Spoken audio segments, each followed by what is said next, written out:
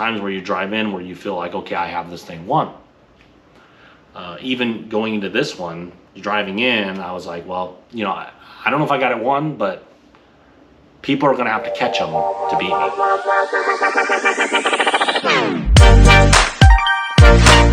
Hey everybody, it's me. Welcome back to the channel. I'm going to do a more thorough recap of earning this trophy. And you know, this is something I've been chasing for like 2 decades.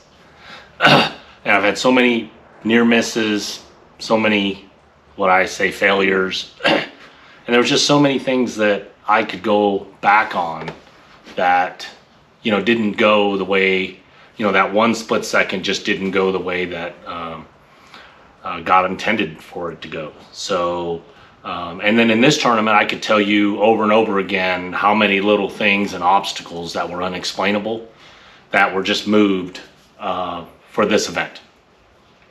So it's been written about that it was basically a flipping thing for me.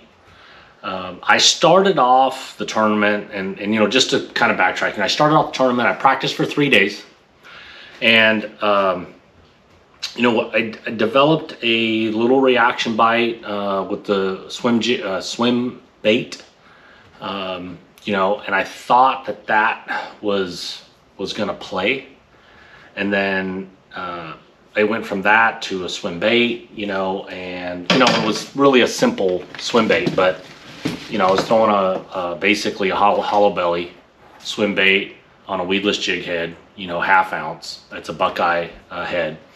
And I was throwing that to 20-pound shooter, you know. Didn't show this because that's what helped me kind of find the fish. And then when I was looking at the weather, you know, the first day we showed up, it snowed. And then it progressively got warmer and warmer and warmer and warmer. And the last day of the tournament, first day of the tournament was, first day of practice, it was 29 degrees. The last day of the tournament, it was 65 degrees. So, you know, in that 5 or 6 days, it had gradually got warmer and warmer and warmer and warmer. And I felt that that warming trend was going to play into my hands, where it was going to have these fish that just wanted to push and push and push shallower and shallower and shallower, you know, because we had a lot of warm water over the winter. So going into practice, had one of the toughest practices I've had maybe ever. And you know, like the first day of practice, you know, I was looking for a rig bite and a jerkbait bite, because that's normally how you catch big bags there. That's one of the ways that you can catch big bags on Clear Lake. And I tell people, you know, like the first day, Sunday, when it was cold, I spent my time in that on those deeper deals, you know, that mid-lake, deeper stuff. And on the first day of practice, I jerked probably 12 to 13 different jerk baits, you know, and I started off, like here's one of them right here, right? So I started off jerking that right there. You know, it's a green gizzard shad scope stick. You know, this one, I like the one that goes 10, and you know, and that's what I started doing. And I did that for 6.5 hours. I ended up jerking like 12 or 13 different jerk baits in that time frame, and I never got bit. So first day of practice, you know, I went dark to dark. I never had a bite, you know. So, and I kept looking at the weather, you know. So then the second day, it was still cold. I was still looking for that deep bite. I probably did it for 4 hours on day 2 of practice, and then it just didn't happen. You know, I was forcing it, did not happen. So that night I took all of my jerk baits and A-rigs and all that stuff and my deeper swim baits. I took them out of my boat. Okay. So then fast forward to the last day of practice, and you know, again, it was getting a little bit warmer and warmer, and I was throwing the swim bait. Ended up getting like 3 bites, a little bit shallower, you know, in that 8 to 10 range instead of that, you know, 9 to 15 range. I had moved up a little bit shallower, went to the north end of the lake, and I actually had like 3 bites, and I picked a flipping stick up, and I made a couple of flips, and I had 2 bites on a flipping stick on the last day of practice. Didn't set the hook on either one, and you know, that I ended up having like 5 bites on the last day of practice, ended up catching 2 on the swim bait, and then I shook 2 off. So, and that was it for practice, you know. So basically I caught like 4 or 5 fish throughout the entire practice period, you know. So, but that made it clear to me what I needed to do entering the event. And you know, I always told my close friends, you know, at no point going into this event, and even during the event, did I feel that I was on the right stuff or anything to win this event. You know, it was developing as we went, you know. But what I did know that going into the event was I tried everything else, and for me, I couldn't find anything else, you know. So I went and did what my strength is, right? I went to fish power, and I went to fish shallow, and the conditions allowed me to do that methodically and very slowly. Okay, so on day 1, I threw the swim bait around. I caught 1 fish on it. I had another bite, and then I primarily on day 1 was flipping a black and blue jig. Okay, so I did that on a Loomis 894C. I did that on a flipping stick, a GLX flipping stick. This is a Chronarch 150 MGL, right? It's the XG model. It's my flipping pitching go-to reel. I like the 150 size reel because it's easier to palm. You know, it's easier to hold this reel. I also like the premium material because it's lighter, you know, and weight is a direct nemesis of sensitivity and fatigue. Okay, so I use an MGL reel. It's a premium material. It's lighter weight. It's a 150 size because then I can get my whole hand around this, you know. And then I actually threw it on 2 different rods, right? So I threw it on this 894, which is 7.5. And the reason I threw it on a shorter rod, because I normally throw a 954, which is a longer rod. So I threw it on 2 different rods, same bait. And the reason I threw it on 2 different rods is when I got around the brush, this shorter rod is more nimble, and it's a little more accurate than using a 7-11 or 8-foot rod. Okay, so it was just certain situations where I would pick this rod up, and then other situations when I say like maybe not around as much brush that's over the top of my head, or I'm trying to get into little spots, I use the bigger rod. Okay, and then sometimes if I was flipping like deeper into stuff, I would pick up the bigger rod, right? Because I wanted that power to pull those fish out and away from some of that cover. Okay, so you know, the jig, I was throwing a prototype jig, you know, that obviously I'll keep away from the camera a little bit, that we're working on with Buckeye, but it's a black and blue jig.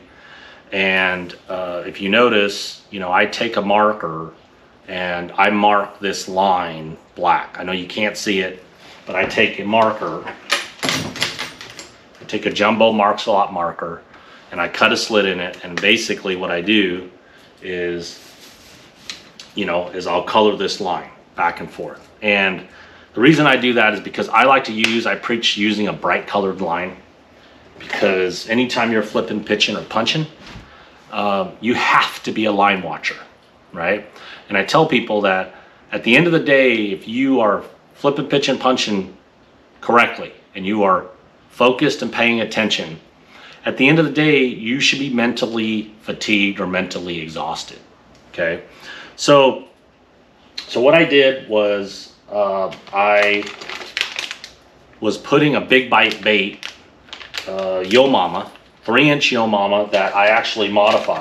Okay, so I take, this is a regular black blue flake Yo Mama, right? And I think it was key early in the year. I mean, I'm just a huge fan of black and blue. I pretty much don't throw anything else from, I guess we start really getting into it in February. Like February through April, I'm pretty much black and blue, okay?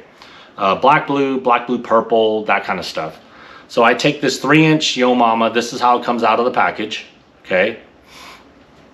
And then I modify it to this, okay?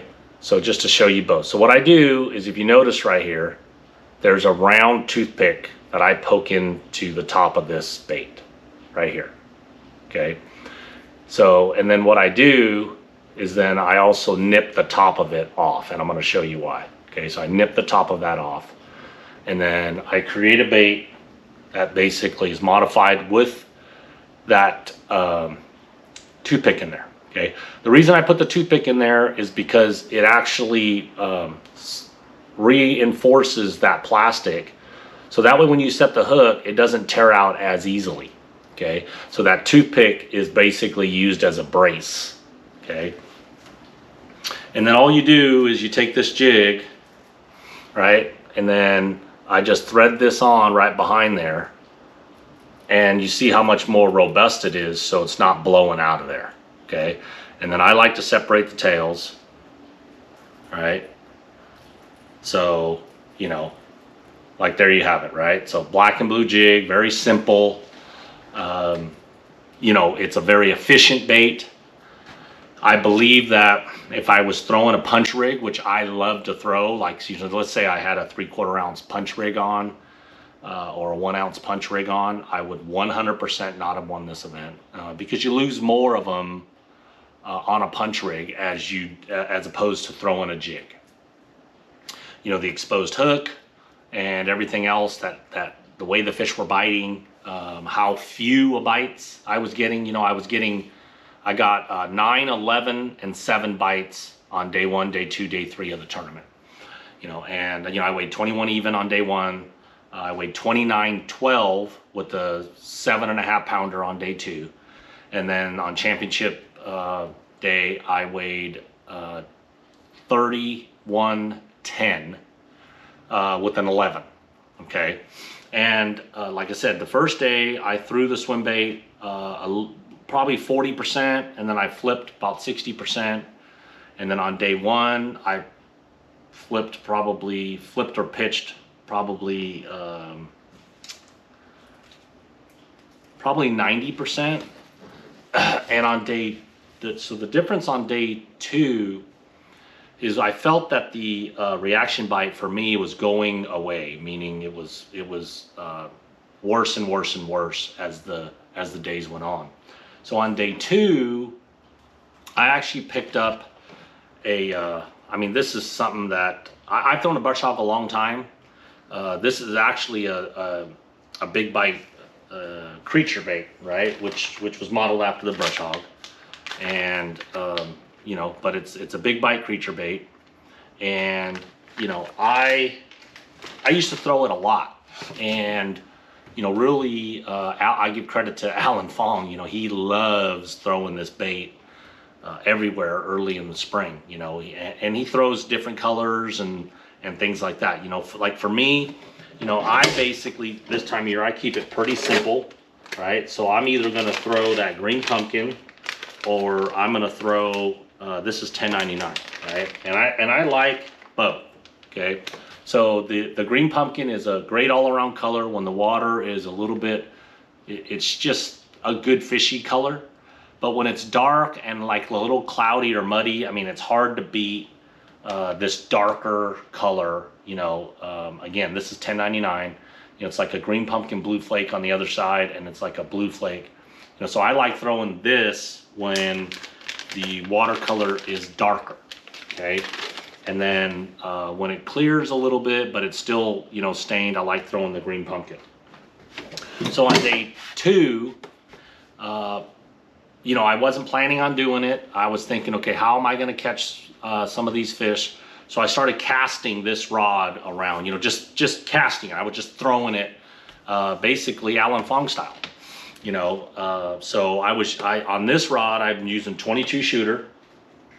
Okay, so that's the line that I put.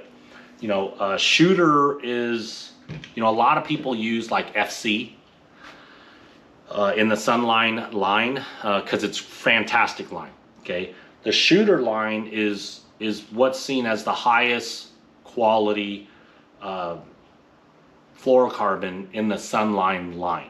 Okay, and the reason that I like using this, and again, you know, obviously the price tag's a little more premium also, is shooter gives you, I would say, the best of everything, meaning it has the least amount of stretch, it has the most amount of abrasion resistance, and it gives you the best knot strength in the fluorocarbon line.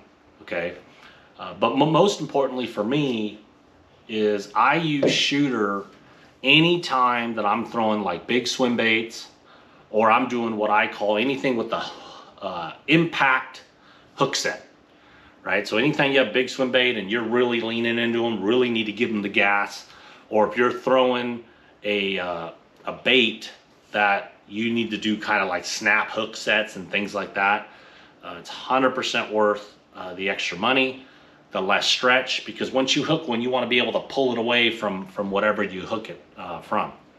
So I threw this on a JWR 895, right? It's basically the heaviest casting rod, you know, or jig worm rod. That's what JWR stands for. That Loomis makes. That doesn't go into the flipping line, because that other rod I showed you was an FPR, which is a flipping pitching rod.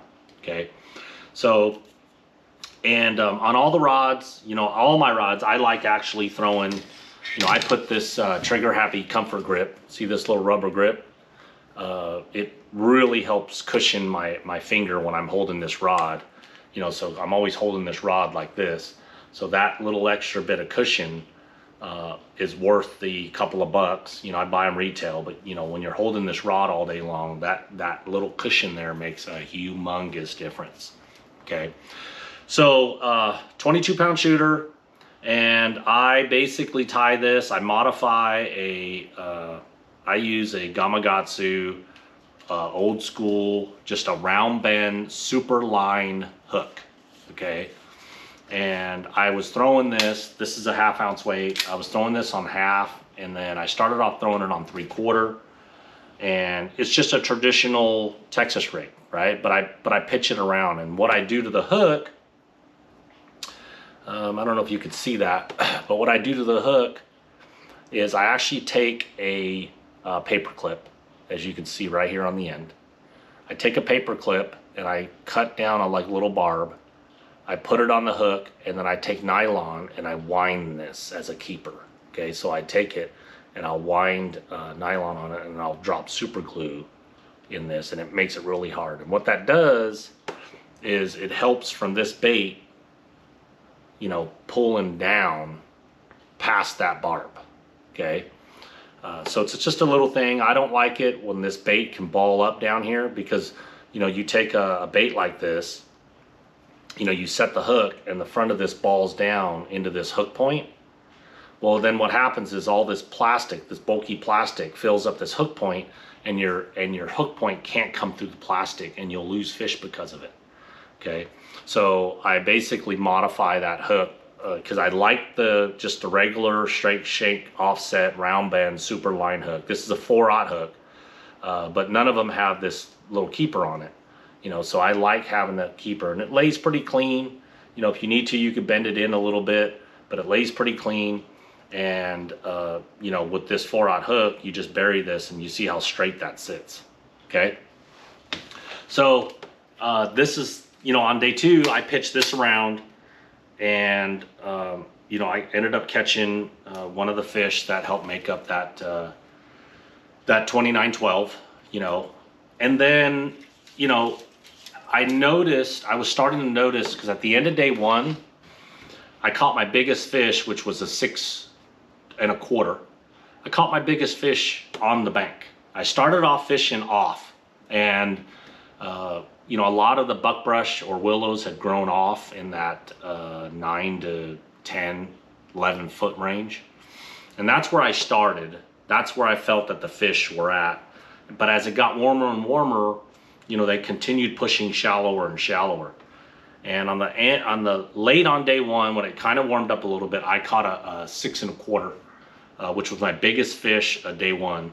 And it kind of cued me in because it was, you know, much shallower than where the fish that I had found on the swim bait and the first couple of bites that I've gotten. So each day I moved a little bit shallower and shallower and shallower. And then, and for this time of year, shallower, you know, could just be a 3 foot difference. You know, they weren't in a foot of water, you know, but they had, I felt that some of the fish, especially the bigger ones that were staged out there, ready to move up shallow, you know, that were in that, you know, 9, 10 range, had moved up what I would call a level. You know, and when I say a level is, you know, they'll go from that, you know, 9, 10, and they'll move up a level into that 6, 7, right? That's just, you know, 3 more feet, but it's 3 more feet closer to the surface where the sun and the water's getting warmer, which it did. The water temp got warmer and warmer every day. So they just kept pushing and pushing and pushing and pushing. And it wasn't a massive wave of them. It was the ones that were sitting out there ready. They had committed early, and then they were moving. You know, the few of them were moving, and they were kind of, you know, reloading every day. Okay. So then the last day, I felt that my best chances still did not feel like, even after ending up in second place after day 2, you know, John Strelick had like 9 ounces on me. I still didn't, you know, I knew I was in position, you know, being in position to win something and truly having a shot at winning something. You know, you still got 5 fish to catch on the last day. So, you know, and I have led these events before on day 2 and, you know, failed to get it done, you know, and not even be, you know, what this is what I thrive on is that when you get to the last day and you've executed for 2 days, and on that 3rd day, where everything starts coming together is what I say is when you get 1 bite away from winning this event. And I've been there, fortunately, you know, many times. And there's been times where I never got the bite. And I can live with that result, as long as I didn't make any mistakes or bad decisions. And there's been other times where I got to that point, I made the right decision, got the right bite, did everything right, hooked the right fish, I got that fish on to win the event, and for whatever reason it comes off. You know, that has happened more times than I would like, but you know, I at that point I honestly think that it's just God's work and God's will, you know, when it comes to that. So, but on the last day, I still went into it. You know, Jason called me and he said, "Hey, are you going to win this thing?" And I literally told him, I said, "Dude, I could blank." This was the night of day 2. I said, "Dude, I could not catch one tomorrow." And you know, that's how I felt at the end of day 2, even after having 50 pounds, 12 ounces. You know, I felt like I could blank. You know, because remember, I had 9 bites, 11 bites, and then I ended up having 7 bites on the last day. So on the last day, you know, after doing all the reassessment, didn't throw the swim bait much on day 2, never even pulled it out. And then even with the creature bait, you know, I didn't develop as many bites, you know, although I caught one that mattered. I didn't develop as many bites as I thought I would have on day 2. You know, so I pulled 1 rod out on day 3, you know, and that 1 rod was this rod, you know. So And it was funny because I fished with Blaine Christensen, who was also in second on the co-angler side. And after doing all the check-in and stuff, and we're bobbing out there, you know, I opened up my rod locker, I pulled out one rod, you know, and I set it down on the deck. And he says, "That's it?" And I just looked at him, I go, "That's it." I said, "They're either gonna bite it, and I'm gonna have a chance, or they're not." And I was 100% comfortable with that. You know, if I blanked on the last day, that's what was gonna happen, right? So I made my first cast and my last cast with that rod. I never ever took another rod off the deck of my boat on the last day, you know. So the first day I had like 4 rods on the deck. Second day I had 3 rods on the deck. And then the last day I took 1 rod out. Okay. So, so that's what I did. And, you know, people were asking, well, were you punching, you know, were you this? And I was not. I was basically flipping, pitching. And there was some like duckweed in my area, but I wouldn't classify it as punching because you could have got in there with a 1/2 ounce weight. Okay. It just so happened that there was some areas around the brush, the tules, and the bank where there was a little bit of duckweed, and I'm talking a very little bit of duckweed and a little bit of dead tules. And on Clear Lake, it's not like the Delta. The Delta, the dead tules are really robust. You know, they're really hard to kind of break. But at Clear Lake, they were really soft. You know, so it was kind of mushy cover that, you know, they were just dead laying on the surface. You know, but what I told people is I basically flipped everything in front of me. Okay, I used the term with my buddies. I said, look, if a ladybug landed on the water and it gave me a target to flip to, I flipped to that ladybug. You know, and that's what I did. You know, I just flipped and pitched and I guess punched everything that was in front of me. And so my first fish that I actually happened to catch out deeper was a 5.5 pounder on day 3. You know, so I have 5.5 pounds, and then mid-morning, I guess it was around 9:30. Yeah, no, it was probably about 10ish. I flipped that black and blue jig a little bit shallower, and it was the one bite that that day that I had on the drop, and she like shook the entire tule to come get it. And when I set into her, I seen her flash. I told my own co-angler, big one, thought it was an 8er. When she first flashed, I figured it was at least 8. And then she flashed, crossed my trolling motor. I'm holding on to her. I can't turn her, right? And I got probably the most powerful fishing rod and line that I have her on. I got her on a single hook, black and blue jig. So, I mean, as long as I have a good hook in her, I'm not losing her. And I can't turn her. And I just tell him, I go, man, it's a big, big one. You know, finally turn her. And we both see her. And he's like, it's not going to fit in the net. You know, and I look at her and she's still hot. And I'm just like, freaking net her. You know, so he nets her, puts her in. And he's just like, oh my God, that's a teener. That's a teener. And I don't know what she was. I know she was big, you know. So I put her on my handheld, and she was like 11.12 on my handheld, you know. So I put that fish in the boat, and it was that moment, the first time all week, all weekend, during the tournament, whatever it was that moment, that fish, that I started doing math in my head. You know, I'm like, well, wait a minute here. I got 5.5 pounder. I got an 11. I go, so that's 16.5 pounds for 2, right? That's like having 2 8.5 pounders on your first 2 fish. So I started doing the math in my head, and I was like, well, if I can catch 3 more 4 pounders, that's 12 pounds, right? 12 on the 16 is 28 pounds.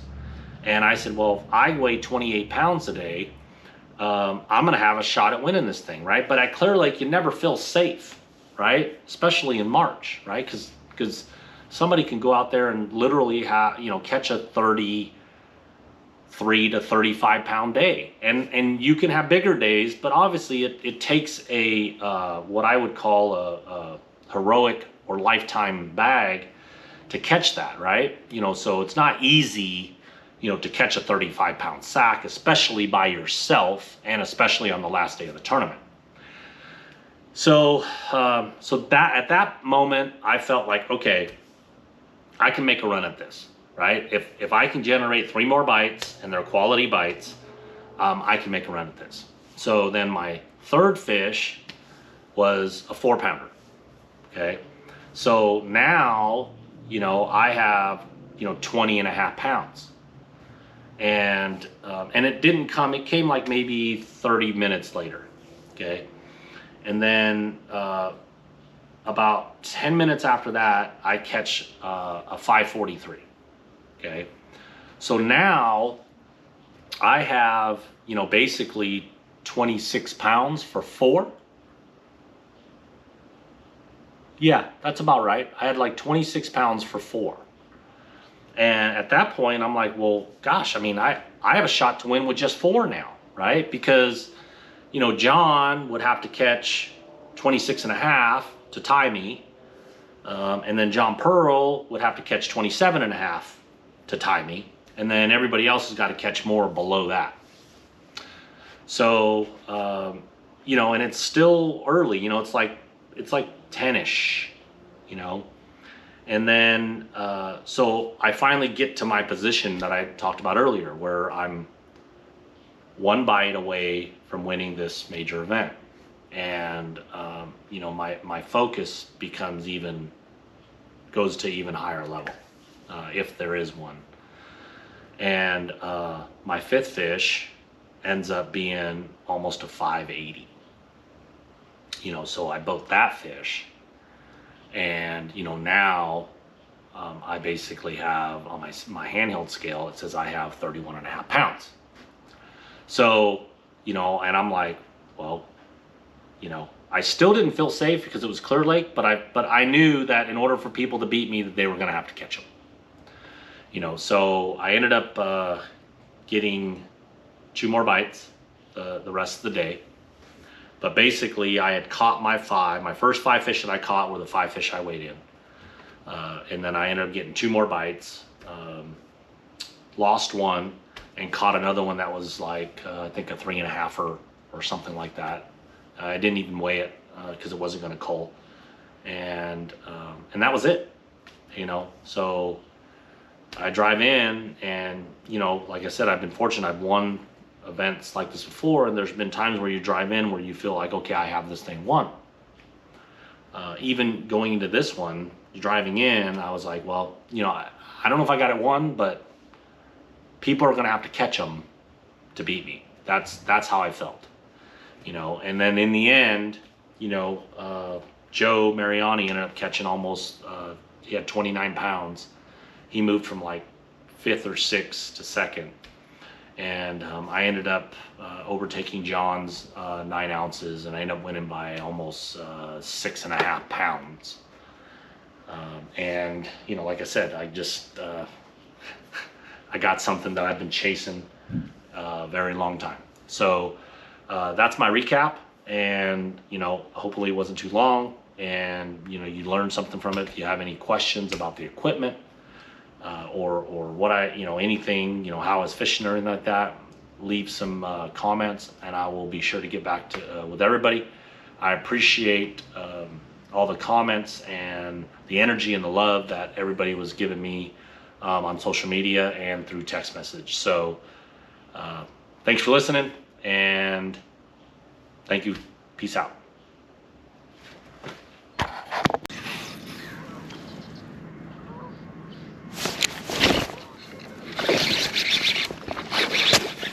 That's a freaking horse. That's a freaking giant. Freaking giant. I mean a giant. I don't care. Freaking giant. Dude.